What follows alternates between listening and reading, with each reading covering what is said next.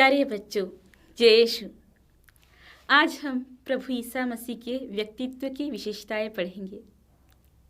तो आइए, उन्हें पढ़ने के पहले प्रभु की कृपा की याचना करें। हम सब हाथ जोड़कर प्रभु से यह वरदान मांगे। हे प्यारे प्रभु यीशु, हम आपको धन्यवाद देते हैं। हम आपकी आराधना करते हैं, आपकी स्तुति करते हैं। हे प्रभु, हमने आपको मुक्तिदाता के रूप में स्वीकार किया है। आपकी ऐतिहासिक पुरुष होने के प्रमाणों को हमने पिछले पाठ में पढ़ा है और आज हम आपके बारे में और अधिक जानने के लिए आपकी व्यक्तित्व के विशेषताओं को जानना चाहते हैं। हे प्यारे प्रभु, हम पर आपकी पवित्र आत्मा की आशीष कीजिए, जिससे हम आपके व्यक्तित्व को समझकर उसे हमारे जीवन में भी अपनाएं और आपको प्रसन्नचित्त होने वाला जीवन बिताएं। पिता, पुत्र और पवित्र आत्मा के नाम पर आमीन। जय यीशु। कैसे हो बच्चों? आप सब लोग खुश हैं ना? हम आप सब के लिए प्रार्थना करते हैं और हमारा यह विश्वास है कि प्रभु परमेश्वर हम सब की अच्छी तरह से देखभाल कर रहा है और हमें हमारे लिए जो योजनाएं प्रभु के मन में है वह साकार करने में हमें मदद करेंगे। तो आइए बच्चों, प्रभु ईसा मसीह के व्यक्तित्व को हम आज पढ़ेंगे। इसके पहले जैसा कि हमने अभी प्रार्थना में कहा है कि हमने प्रभु ईसा मसीह के मुक्तिदाता के रूप में कैसे वे हमारे मुक्तिदाता हैं, संसार के मुक्तिदाता, दुनिया के मुक्तिदाता, एकमात्र मुक्तिदाता और मेरे मुक्तिदाता, इसके बारे में पढ़ा। उसके बाद में हमने प्रभु ईसा मसीह के ऐतिहासिक पुरुष होने के बारे में चर्चा की है। तो आज हम उनको और नज़दीक से जानने के लिए उनके व्यक्तित्व की विशेषताओं के बारे में चर्चा करेंगे। प्यारे बच्चों, आइए हम शुरू करते हैं एक घटना से। विश्वविख्यात आधुनिक युग के मनोवैज्ञानिक इब्राहिम मास्लोव और मिल्टन मायर, इन दोनों ने एक बार एक एक्सपेरिमेंट करना चाहा। उनको यह खोज निकालना था कि दुनिया के महान व्यक्तियों में से ऐसे कौन से व्यक्ति हैं जिनका मानव जाति पर सबसे ज़्यादा प्रभाव हुआ है। और इसकी खोज करने के लिए उन्होंने अध्ययन करना शुरू किया। अनेक महान लोगों के जीवन के बारे में पढ़ने लगे और बहुत सी छानबीन करने के बाद में उन्होंने उस महान व्यक्ति को ढूंढ निकाला जिसका प्रभाव सबसे ज़्यादा इस मानव जाति पर है। और क्या आपको पता है कि ये महान व्यक्ति कौन थे? जी, यू आर राइट, प्रभु ईसा मसीह। प्रभु ईसा मसीह वो महान व्यक्ति है जिनका सारे मानव जाति पर सबसे ज़्यादा प्रभाव रहा है। प्रभु ईसा मसीह 2000 साल पहले उनका जन्म हुआ था और वे यहाँ पर इस पृथ्वी पर सिर्फ 33 साल जिए। उसके बाद में उनकी मृत्यु हो गई। लेकिन इस छोटे से समय के बाद भी उनके जीवन का प्रभाव आज भी सब लोगों पर कोटि कोटि रूप से वर्धित हो रहा है। प्रभु ईसा मसीह का जीवन, उनकी सीख और उनकी जो घोषणा है, उनके जो सुसमाचार है, सब लोगों में प्रचलित है और लोकप्रिय है। सभी लोग इससे प्रेरणा पाते हैं और उनका जीवन परिवर्तन करने में उन्हें मदद मिलती है।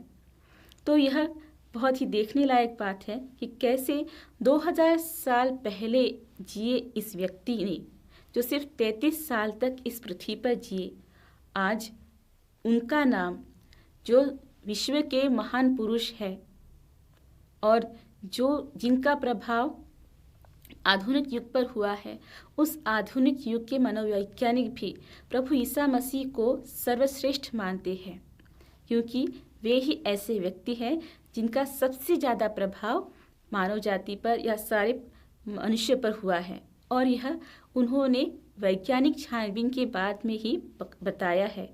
इससे हमें पता चलता है कि प्रभु मसीह के व्यक्तित्व के बारे में। तो प्रभु मसीह का व्यक्तित्व एक समग्र व्यक्तित्व है। समग्र यानी होलिस्टिक, जिससे हम सुसमाचारों में पाते हैं। और सुसमाचारों में पढ़ने के बाद ही हमें प्रभु मसीह के बारे में और भी अच्छी रूप से जानने को मिलेगा। हम प्रभु के व्यक्तित्व का मनन चिंतन या उनके ऊपर चर्चा क्यों करना चाहते हैं? क्या प्राप्त होगा हमें प्रभु के व्यक्तित्व को पढ़ने के बाद में?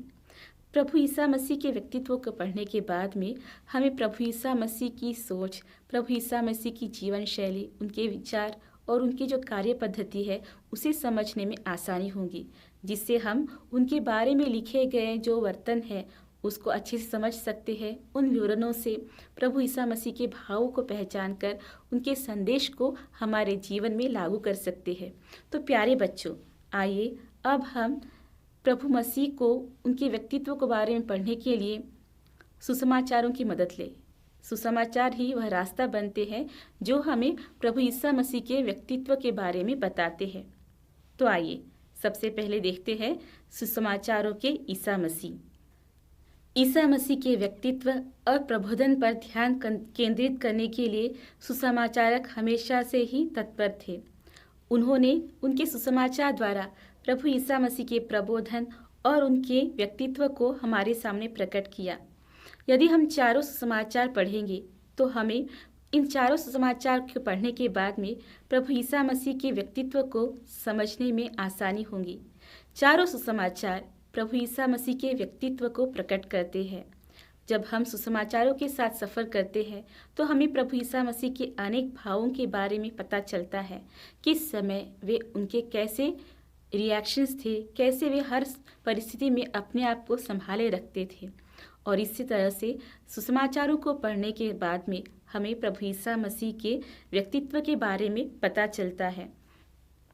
और प्रभु ईसा मसीह के इन महान व्यक्तित्व के बारे में हमें अच्छी तरह समझने के लिए हमें इन चारों सुसमाचारों को पढ़ने के बाद में उसका अध्ययन करना है। तो जगत गुरु और संसार के मुक्तिदाता, पूर्ण मनुष्य और पूर्ण मानव बने सुसमाचारों के ईसा मसीह, प्रभु मसीह के प्रबोधन और व्यक्तित्व को देने के लिए जो उनका दौत्य है, इस दौत्य के बारे में सभी सुसमाचारक बहुत ही उनका ध्यान केंद्रित किया करते थे, क्योंकि उनका पहला फोकस था प्रभु ईसा मसीह के प्रबोधन और उनके व्यक्तित्व को लोगों के सामने पेश करना। जब हम चारों सुसमाचार को पढ़ते हैं, उन चारों सुसमाचार को एक करने के बाद में जो चित्र प्रतिबिंबित होता है, उससे हमें प्रभु ईसा मसीह के व्यक्तित्व को देखने में आसानी होती है। चारों सुसमाचार के साथ जब हम यात्रा करते हैं तो हमें प्रभु ईसा मसीह के व्यक्तित्व के बारे में पता चलता है कि हर परिस्थिति में प्रभु यीशु अपने आप को कैसे संभाले रखते हैं और उनकी क्या क्या विशेषताएं हैं। यदि हम किसी व्यक्ति के बारे में जानना चाहते हैं या आप किसी नए व्यक्ति से मित्रता करना चाहते हैं तो आप सबसे पहले क्या करते हैं? आप सबसे पहले उस व्यक्ति के साथ रहने वालों से उनके बारे में जानकारी निकालते हैं, है ना, कि उनके जो दूसरे फ्रेंड्स हैं वे उनके बारे में क्या बोलते हैं, उन्हें क्या पसंद है, क्या नहीं पसंद है, कब उन्हें गुस्सा आता है, कब उन्हें प्यार आता है, कब वे हंसते हैं या कब रोते हैं। इन सब चीज़ों के बारे में आप उनके साथ रहने वालों से इन्फॉर्मेशन निकालते हैं और उसके आधार पर आप उस व्यक्ति जिसके साथ में आप फ्रेंडशिप बनाना चाहते हैं उनकी एक छवि तैयार कर लेते हैं। ठीक उसी प्रकार सुसमाचारक ये प्रभु मसीह के दोस्त जैसे हैं जो हमें प्रभु मसीह के व्यक्तित्व के बारे में बताते हैं। चारों सुसमाचारों को पढ़ने के बाद में हमें प्रभु ईसा मसीह की एक छवि हमारे मन में तैयार होती है, जहाँ पर हम प्रभु ईसा मसीह के अनेक भावों को देखते हैं, उनके व्यक्तित्व को देखते हैं। तो इस तरह सुसमाचार में जो हमें दिखाई देते हैं वो प्रभु ईसा मसीह के व्यक्तित्व है, जो हमें प्रभु ईसा मसीह को और गहराई से समझने के लिए मदद करते हैं। तो जगत गुरु रहे और ईश्वर के पुत्र बने, पूर्ण ईश्वर पूर्ण मानव रहे प्रभु ईसा मसीह के यह व्यक्तित्व हमें एक नया अंतर्ज्ञान प्राप्त करते हैं। तो इसीलिए प्यारे बच्चों, प्रभु ईसा मसीह के व्यक्तित्व को समझने के लिए हम पवित्र सुसमाचार को ध्यान से मन लगाकर पढ़ें, जिससे हमें इस हमारे बेस्ट फ्रेंड प्रभु ईसा मसीह से दोस्ती करने में मदद मिलेगी और प्रभु ईसा मसीह हमारे बेस्ट फ्रेंड बन जाएंगे, जिसके व्यक्तित्व हमें उनको आकर्षित करते हैं। तो आइए बच्चों, प्रभु ईसा मसीह को, उनके व्यक्तित्व को समझने के लिए हम अगले पॉइंट पर चर्चा करें। वह है पिता के प्रिय पुत्र। प्रभु ईसा मसीह को हमेशा से इस बात का बहुत ही दृढ़ ज्ञान था या दृढ़ विश्वास था कि वे ईश्वर के पुत्र हैं, और वे हमेशा इस बात को अपने मन में रखते हुए व्यवहार करते थे। अगर हमको पता है कि हम एक प्राइम मिनिस्टर की बेटी है, तो हमारा स्वभाव प्राइम मिनिस्टर की बेटी के जैसा रहेगा। अगर हमें पता है कि हम एक पुलिस की बेटी है, तो हमारा स्वभाव उस तरीके से होगा। यदि हमें पता है कि मेरे पिता एक नेता हैं, तो हमारा स्वभाव उस तरह से होगा, है ना। तो हम किसके बेटे हैं इसका ज्ञान होना बहुत इम्पॉर्टेंट है, क्योंकि हमारी लाइफस्टाइल उसी पर आधारित होती है।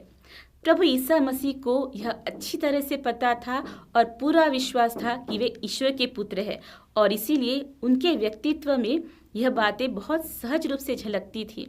प्रभु ईसा मसीह का ईश्वर का पुत्र होना ही उनके व्यक्तित्व का एक बहुत ही महत्वपूर्ण हिस्सा है, क्योंकि उसी पर उनका व्यक्तित्व आधारित था। ईश्वर पुत्र ईसा मसीह के जीवन के हर एक हाव भाव इस सत्य की ओर संकेत करते थे कि वे ईश्वर के पुत्र हैं, और ईश्वर के पुत्र होने के नाते उनके मन में, उनके जीवन में जो स्वभाव थे, हाव भाव थे, उनकी व्यक्तित्व थी, वो उसी पर आधारित थी। और प्रभु ईसा मसीह के रूपांतरण, प्रभु ईसा मसीह के बपतिस्मा के अवसर पर भी स्वयं पिता परमेश्वर ने इस बात का साक्ष्य दिया है कि यह मेरा परम प्रिय पुत्र है। प्रभु ईसा मसीह जब बपतिस्मा लेने के लिए यरदन नदी पे गए, तब यूहन्ना बपतिस्ता ने यह साक्ष्य दी कि ये परमेश्वर का मेमना है, और उस समय में आकाश खुला और सब लोगों ने पिता की वाणी सुनी। उन्होंने सुना कि पिता परमेश्वर अपने पुत्र के बारे में साक्ष्य दे रहा है, यह मेरा प्रिय पुत्र है, परम प्रिय पुत्र है। और दूसरी जगह जब प्रभु ईसा मसीह का रूपांतरण हो रहा था, तब भी आकाश से यह वाणी सुनाई दी, यह मेरा परम प्रिय पुत्र है।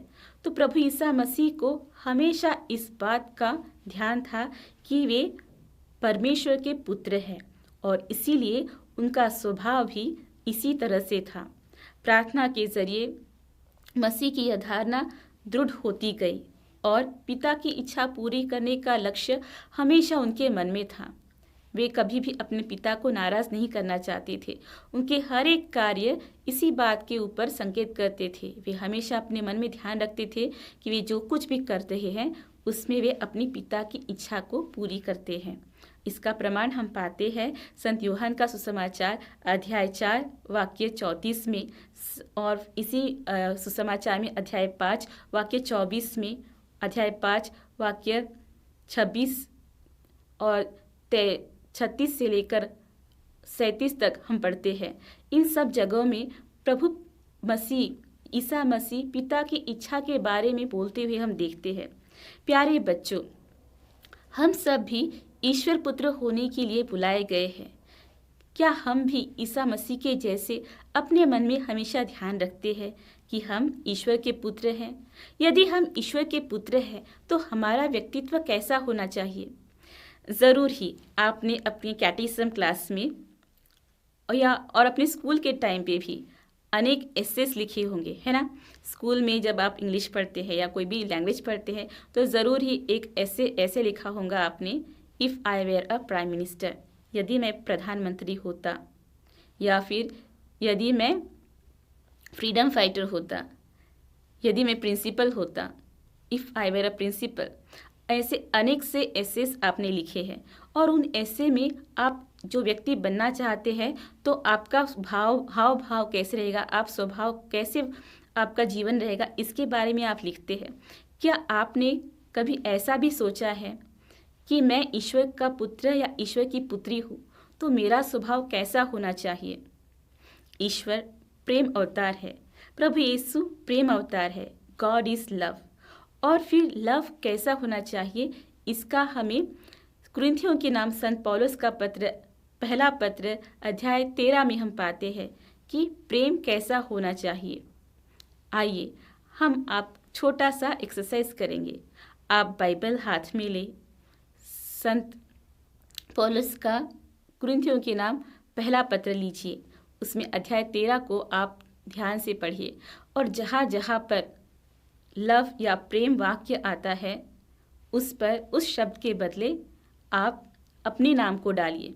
तो आपको अपने आप पता चलेगा कि आप ईश्वर के पुत्र हैं। ईश्वर जो प्रेम है, प्रेम अवतार है, उनके पुत्र हैं। तो आपका जीवन कैसा होना चाहिए।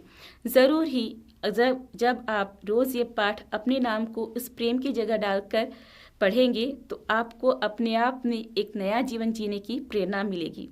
तो प्यारे बच्चों, हम सब जो ईश्वर के पुत्र बनने के लिए बुलाए गए हैं, हम प्रभु ईसा मसीह के व्यक्तित्व को ध्यान में रखते हुए, उनका उदाहरण लेते हुए, जैसे उन्होंने हमेशा पिता की इच्छा को पूरी करने की जो लक्ष्य आगे रखकर जीवन बिताया और हर एक कार्य किए, हम भी पिता परमेश्वर के बच्चे, प्रभु यीशु के बच्चे होने के नाते हमारा जीवन कैसा होना चाहिए उसे चिंतन करें और उसके अनुसार जीवन बिताए। तो प्रभु ईसा मसीह के व्यक्तित्व के 2 पॉइंट्स हमने पढ़े। पहला है सुसमाचार में प्रस्तुत किए गए प्रभु ईसा मसीह के व्यक्तित्व, और दूसरा, उनके व्यक्तित्व का दूसरा आधार है पिता परमेश्वर के प्रिय पुत्र। अब अगला पॉइंट है समग्र विमोचन। समग्र विमोचन मतलब क्या है? समग्र विमोचन मतलब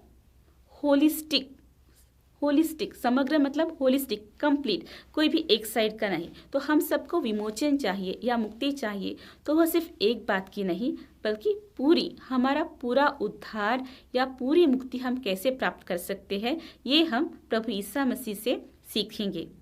प्रभु ईसा मसीह ने जो ईश्वर थे, मानव अवतार धारण किया और उन्होंने मानव के संपूर्ण विमोचन के लिए हर एक प्रयत्न किया।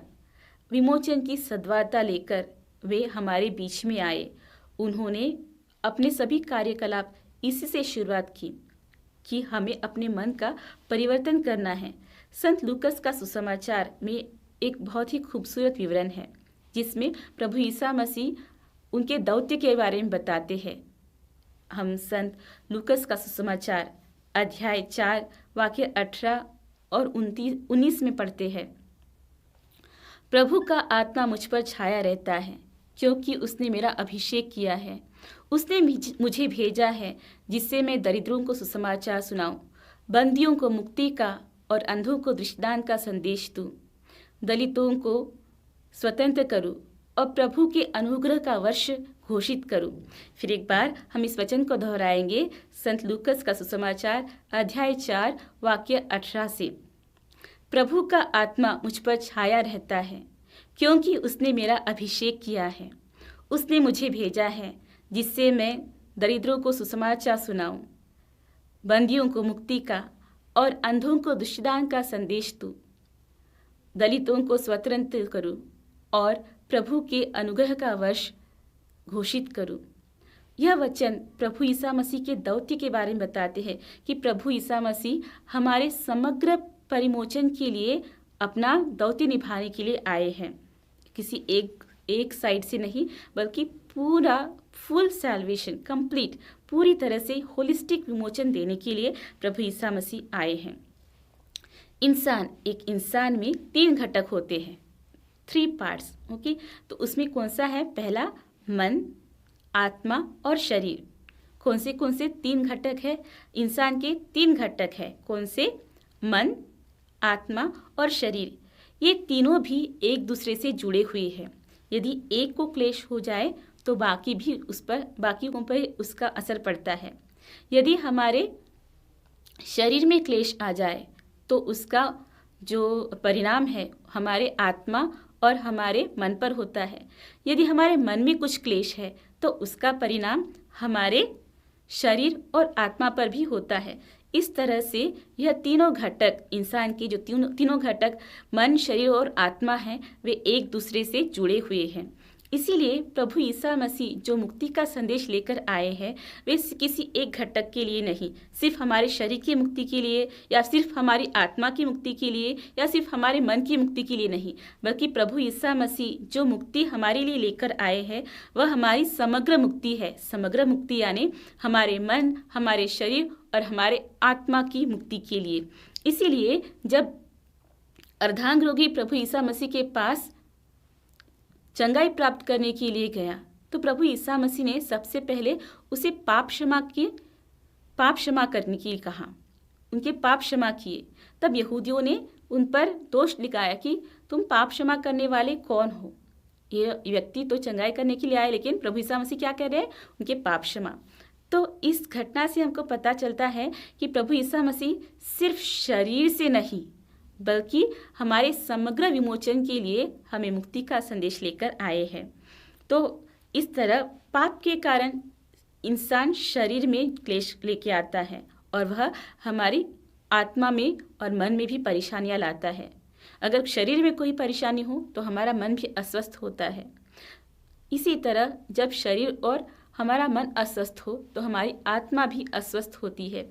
इसीलिए प्रभु ईसा मसीह को हम पूर्ण रूप से समर्पित करें, हमारे मन, हमारे शरीर और हमारी आत्मा को, जिससे हम पूर्ण रूप से शुद्ध हो जाए और प्रभु ईसा मसीह के मुक्ति का अनुभव कर सकें। मानव राशि के लिए जो प्रभु ने मुक्ति का मार्ग अपनाया है वह साधारण मनुष्यों को समझने के लिए मुश्किल है, क्योंकि प्रभु ने जो मार्ग अपनाया है वह मार्ग अभी तक किसी ने नहीं अपनाया और किसी को यह समझना भी मुश्किल है। कौन सा मार्ग प्रभु ने अपनाया है हमारी मुक्ति के लिए? जी हाँ, क्रूस का मार्ग। प्रभु ने हमारी मुक्ति के लिए क्रूस का मार्ग अपनाया है, जो सब मानवों के सामने एक मूर्खता है। लोगों के लिए क्रूस एक धिक्कार का चिन्ह है, एक पनिशमेंट का, एक दंड का चिन्ह है। लोग क्रूस को मूर्खता मानते हैं, लेकिन प्रभु ईसा मसीह ने उसी क्रूस के चिन्ह को मुक्ति का चिन्ह बनाया है। क्रूस पर अपनी जान देकर प्रभु ईसा ने हम सब के लिए मुक्ति हासिल की है। प्यारे बच्चों, हम भी प्रभु ईसा मसीह के मार्ग को अपनाएं। ये जो संसार, यहाँ पर हमेशा हमारी यह प्रवृत्ति होती है कि हम क्लेशों से दूर भागें, हम जीवन के क्रूस से दूर भागें और जो अत्याचार हम सहन करते हैं उसके खिलाफ हम हमेशा आवाज़ उठाने के लिए खड़े हो जाते हैं। हम हमेशा संघर्ष करना चाहते हैं, लेकिन प्रभु ईसा मसीह हमें कुछ और ही सीख देते हैं। वे कहते हैं कि हमें क्रूस उठाकर चलना चाहिए। प्रभु का अनुसरण करने के लिए हमारा प्रतिदिन का क्रूस उठाते हुए हमें चलना चाहिए, जिससे इस क्रूस के राह पर चलकर हम प्रभु ने दी हुई मुक्ति का अनुभव कर सकें। उन्होंने क्रूस पर जो बलिदान चढ़ाया है उससे मानव कुल को उन्होंने पाप की गुलामी से मुक्त कराया है और आज भी ईसा मसीह हमें मुक्ति प्रदान करते हैं इसी क्रूस के द्वारा। तो प्यारे बच्चों, समग्र विमोचन प्राप्त करने के लिए हम इस क्रूस मार्ग को अपनाएं, इस क्रूस की आराधना करें और इस क्रूस से आशीष मांगे कि हम इस क्रूस के सामने हमारे शरीर, हमारे मन और हमारी आत्मा को पूर्ण चढ़ाते हुए इस क्रूस से आशीष पाए। तो आइए अब हम पढ़ते हैं अगला पॉइंट। पापियों का मित्र। प्रभु ईसा मसीह के व्यक्तित्व की दूसरी छवि है पापियों का मित्र। प्रभु ईसा मसीह का जन्म यहूदिया के घराने में दाऊद के घर में हुआ था और यह जो दाऊद कुल का घर है वह कुल अपने आप को ईश्वर की निजी प्रजा मानते थे और इसमें वे गर्व करते थे कि वे ईश्वर की चुनी हुई प्रजा है, ईश्वर की स्वयं जनता है और वे पापियों से, नाकेदारों से घृणा करते थे। उनके साथ जीवन बिताना, उनके साथ रहना उनके विचार के भी पले था। लेकिन प्रभु ईसा मसीह जो इसी कुल में जन्म लिए, उन्होंने पापियों के साथ में हमेशा एक फ्रेंडशिप का रिश्ता रखा। वे हमेशा पापियों से दोस्ती करते थे। वे पापियों से घृणा नहीं करते थे, परंतु पाप से घृणा करते थे। हम देखते हैं कि परंपरा और कुल के नाम पर जो घृणा करते हैं उनके बारे में प्रभु हमेशा कठोर से बातें करते थे, क्योंकि प्रभु चाहते थे कि हम सब एक साथ आए। जो जीवन में जो मुख्य शैली में, मुख्य धारा में रहते हैं, उससे अलग किए लोगों को भी प्रभु एक साथ करना चाहते थे। और इसीलिए प्रभु ईसा मसीह हमेशा पापियों के साथ दोस्ती करते थे, उनके साथ खाना खाने जाते थे। उन्होंने नाकेदारों से दोस्ती की थी, लेवी को अपने साथ बुलाकर अपना चेला बनाया। जो पापिनी स्त्री उनके अपने आंसू से प्रभु के पाँव पोंछती थी, उसके बारे में भी प्रभु ईसा मसीह को पता था, लेकिन प्रभु ईसा मसीह ने उसे दूर नहीं भेजा। प्रभु ईसा मसीह हर पापी को अपने पास लाना चाहते थे, क्योंकि एक बार उन्होंने कहा कि मैं पापियों को घृणा नहीं, मैं सिर्फ धर्मियों को नहीं बल्कि पापियों को पश्चाताप की ओर बुलाने आया हूँ। संत लूकस का सुसमाचार अध्याय 5 वाक्य 32। मैं धर्मियों को नहीं बल्कि पापियों को पश्चाताप की ओर लाने के लिए आया हूँ। इसलिए हम संत लूकस के सुसमाचार अध्याय 15 में बहुत से उदाहरण देखते हैं, जहाँ पर हम प्रभु ईसा मसीह अनेक स्टोरीज के जरिए, उदाहरण के जरिए यह बताते हैं कि कैसे प्रभु ईसा मसीह पापियों के मन परिवर्तन के लिए प्रयत्न करते हैं। उड़ाऊ पुत्र के जरिए प्रभु ने बताया है कि कैसे स्वर्ग में जब एक पापी के मन परिवर्तन पर उल्लास होता है। खोई हुई भेड़, खोया हुआ सिक्का, यह सब पापियों के मन परिवर्तन के लिए एक एक नमूने या उदाहरण लेके प्रभु ने लोगों को समझाया है। इस तरह हम देखते हैं कि प्रभु ईसा मसीह पापियों से घृणा करने नहीं बल्कि उनको पश्चाताप की ओर बुलाने के लिए आए हैं। इस तरह पाप से घृणा करने और पापियों से मित्रता करने का, उनसे प्रेम करने का जो मनोभाव है, यह हमें प्रभु ईसा मसीह से सीखने को मिलता है। हम भी इस मनोभाव को अपनाएं। हमारे आजू बाजू के लोग हैं जो अनेक गलत कार्य करते हैं, उनसे हम घृणा नहीं करें, बल्कि हम उनके कार्यों से घृणा करते हुए उनके मन परिवर्तन के लिए प्रार्थना करें। संत छोटी तेरेस ऑफ लिसियू, उन्होंने भी ऐसा ही किया था। उनके जीवन में वे प्रार्थना के जरिए एक बहुत बड़े क्रिमिनल फ्रांसिनी की मन परिवर्तन के लिए भी वे कामयाब रह सकी, क्योंकि उन्होंने न्यूज़पेपर में उनके बारे में पढ़ा था कि एक बड़ा आरोपी उनकी मृत्यु की दंडाज्ञा पर जाने वाला है, लेकिन फिर भी उसके मन में परिवर्तन नहीं है और वे अपने छोटे छोटे कार्यों द्वारा, त्यागों द्वारा उसके लिए प्रार्थना करने लगी और उसकी प्रार्थना सफल हुई। उसकी मृत्यु की दंडाज्ञा के मृत्यु के कुछ क्षण पहले ही उसने पश्चाताप किया और क्रूस पर को 3 बार चुंबन करते हुए अपने मन का दुख प्रभु के सामने प्रकट किया और अपने पापों पर पश्चाताप करके वह मुक्त होकर उसने मृत्यु की सज़ा प्राप्त की। तो इस तरह हमारी प्रार्थनाएं लोगों के मन परिवर्तन को पाने के लिए कामयाब बन सकती है। तो आइए बच्चों, हम प्रभु के इस मनोभाव को अपनाएं और पापियों के मन परिवर्तन के लिए प्रार्थना करें, जिससे हम भी प्रभु के जैसे व्यक्तित्व हासिल करने में सफल बन जाएंगे। तो आइए आज की इस क्लास को हम यहीं पर कंक्लूड करते हैं। आज हमने क्या देखा? आज हम प्रभु ईसा मसीह के व्यक्तित्व के बारे में पढ़ रहे हैं, जहाँ पर हमने सुसमाचारों के ईसा मसीह के बारे में पढ़ा, पिता परमेश्वर के परम प्रिय पुत्र ईसा मसीह के बारे में पढ़ा, और फिर इसके साथ में हमने समग्र विमोचक के बारे में, और अभी लास्ट में पापियों के मित्र ऐसे प्रभु ईसा मसीह के अनेक छवियों के बारे में पढ़ा।